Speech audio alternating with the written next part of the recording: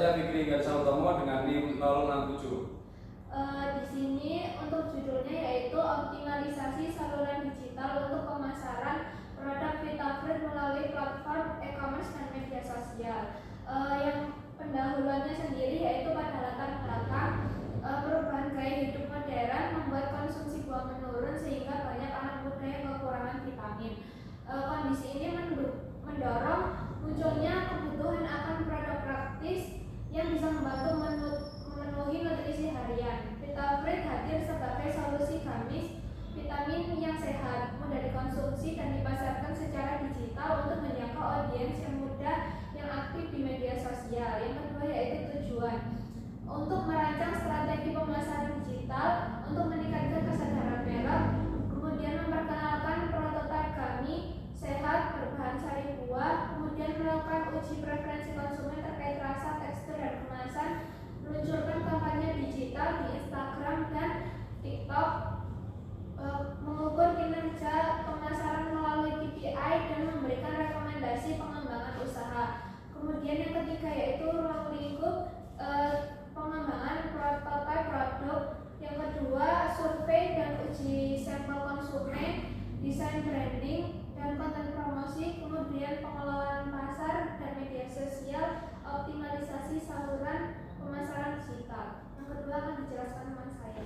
Selanjutnya itu tinjauan teoritis, definisi digital marketing. Pemasaran digital adalah aktivitas pemasaran melalui kanal digital seperti media sosial, website, marketplace, SEO, email, dan iklan berbayar. Dan analitik untuk membangun kesadaran, mengedukasi, dan mendorong pembelian secara terukur dan efisien, terutama bagi segmen muda yang digital natif. Yang kedua itu strategi digital marketing. Strategi pemasaran digital mencakup pemilihan platform yang pengembangan konten menarik, penggunaan iklan berbayar, SEO, pemasaran, email, serta evaluasi kinerja kampanye. Yang ketiga, kerangka optimalisasi. Optimalisasi dilakukan melalui penerapan idea yang dikombinasikan dengan pendekatan growth hacking, peningkatan awareness melalui konten viral, memperkuat consideration lewat edukasi dan testimoni, mendorong conversation dengan landing page dan promo bundling, serta menjaga reputation melalui program langganan dan reminder. Baik, yang selanjutnya tinjauan proyek. Untuk profil perusahaan bisnis, Vitafruit adalah usaha rintisan yang memproduksi gummy vitamin berbahan sari buah jeruk. Kemudian target pasarnya untuk anak-anak usia 6-12 tahun, fokus wilayah perkotaan dengan akses e-commerce seperti Surabaya, Madura, dan area kampus. Target menyukai produk praktis, mengikuti tren, dan aktif di media sosial. Kemudian gambaran umum, Vitafruit adalah vitamin rasa jeruk yang mengandung vitamin C, vitamin D, dan antioksidan alami. Kemudian analisis kompetitor yang berasal dari brand lokal dan impostor yang menawarkan gummy vitamin sejenis. Perbedaan terlihat pada formulasi, branding, dan distribusi. Kemudian pada tinjauan proyek yang pertama itu analisis SWOT. Pada kekuatannya sendiri produk kami itu menggunakan bahan alami, kemudian rasa yang disukai banyak orang, branding buah-buahnya juga segar, dan kita kuat di digital marketingnya. Kemudian kelemahannya yaitu produk terbatas, legalitas belum lengkap seperti BPOM, kemudian harga di pasar juga harus kompetitif. Kemudian peluangnya yaitu tren hidup sehat meningkat, konsumen aktif di e-commerce. Kemudian ancamannya yaitu banyak pesaing yang serupa, kemudian regulasi juga ketat, dan konsumen selektif terutama pada orang tua.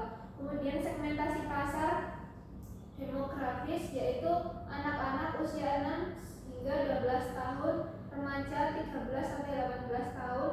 Kemudian geografisnya yaitu perkotaan dan area akses internet yang baik. Kemudian psikografis yaitu orang-orang yang peduli kesehatan, suka produk praktis dan trendy. Kemudian behavior yaitu orang-orang yang suka belanja di online, suka produk viral, yang dipengaruhi review dan rekomendasi sekitar.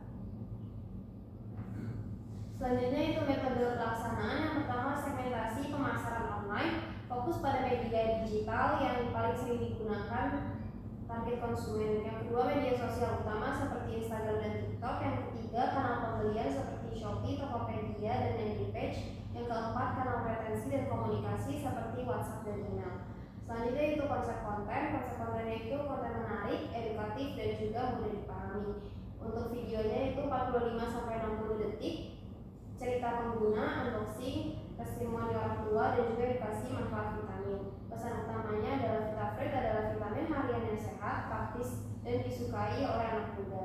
Panel marketingnya, awareness, konten riset sebelum peluncuran, consideration, edukasi, penjelasan, dan juga penjelasan manfaat dan juga testimoni, conversation, diskon awal, promo bundling, dan juga promo marketplace. Kemudian retention-nya, program langganan, reminder WhatsApp, dan email. Terus dan teknologi yang digunakan meliputi Google Analytics dan untuk memantau pengunjung, landing page, Meta Business Suite, dan TikTok Ads. Manager untuk mengelola iklan, Canva dan CapCut untuk pembuatan konten visual, serta HotSuite untuk mengatur jadwal unggahan konten. Penerapan KPI utama itu digunakan untuk antara lain jumlah pengikut Instagram dan TikTok dengan target 5.000 followers dalam 3 bulan, engagement rate minimal 3%, serta conversation rate landing page minimal 2%. Selain itu, ditetapkan cost per acquisition atau CPA maksimal 75.000 untuk menjaga efisiensi biaya pemasaran. Dari sisi penjualan, target awal adalah 200 unit terjual pada bulan pertama dengan tingkat pembelian ulang minimal 15% dalam 3 bulan. Baik, selanjutnya rencana anggaran dan strategi penentuan harga saluran pemasaran.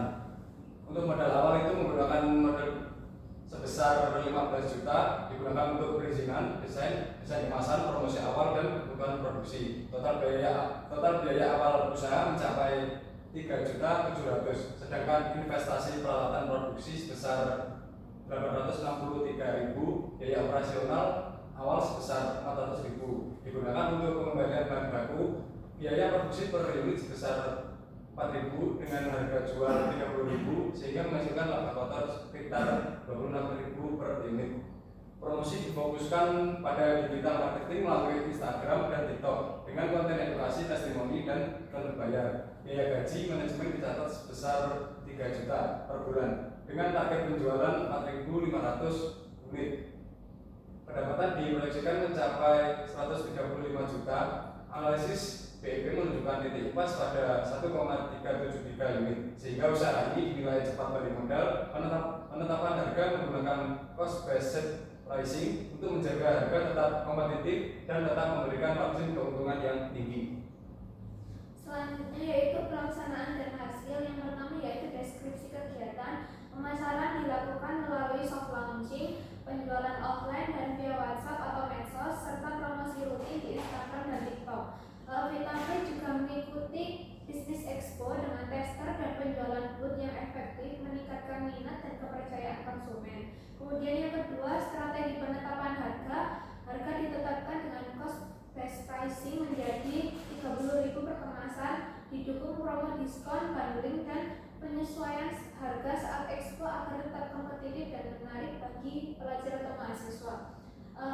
Yang ketiga yaitu hasil yang dicapai, promosi rutin di Instagram dan TikTok untuk meningkatkan followers, engagement, dan penjualan. Expo Kampus juga membantu membangun kepercayaan dan memperluas jangkauan produk. Yang keempat yaitu analisis hasil. KPI, awareness, dan engagement sudah tercapai, conversion mendekati target, namun retention masih rendah. Kendala utamanya yaitu karena produksi terbatas dan anggaran iklan kecil. Kemudian solusinya yaitu meningkatkan kapasitas produksi, membuat konten kreatif, dan menjalankan program loyalitas. Selanjutnya itu kesimpulan, strategi pemasaran melalui konten edukatif, promosi digital, dan juga bundling berhasil meningkatkan minat beli. Harga berbasis cost based pricing menjaga keterjangkauan dan keuntungan. VitaFruit memiliki potensi besar sebagai gummy sehat dan proyek ini membuktikan bahwa strategi digital marketing yang tepat mampu meningkatkan daya saing serta membuka peluang pengembangan usaha ke skala yang lebih besar. Yang terakhir yaitu saran, disarankan agar VitaFruit meningkatkan kualitas produk termasuk rasa, kemasan, dan kandungan gizi serta menaikkan memenuhi permintaan. Dari sisi pemasaran, perlu dikembangkan konten digital yang lebih efektif, kreatif, kolaboratif dengan influencer dan juga optimalisasi iklan berbayar serta penguatan retensi pelanggan melalui program loyalitas dan diskon ulang. Kedepannya, VitaFood juga perlu menyiapkan perizinan seperti BPOM dan juga halal agar dapat memperluas pasar dan meningkatkan kepercayaan konsumen. Sekian presentasi dari kelompok kami. Terima kasih. Wassalamualaikum warahmatullahi wabarakatuh.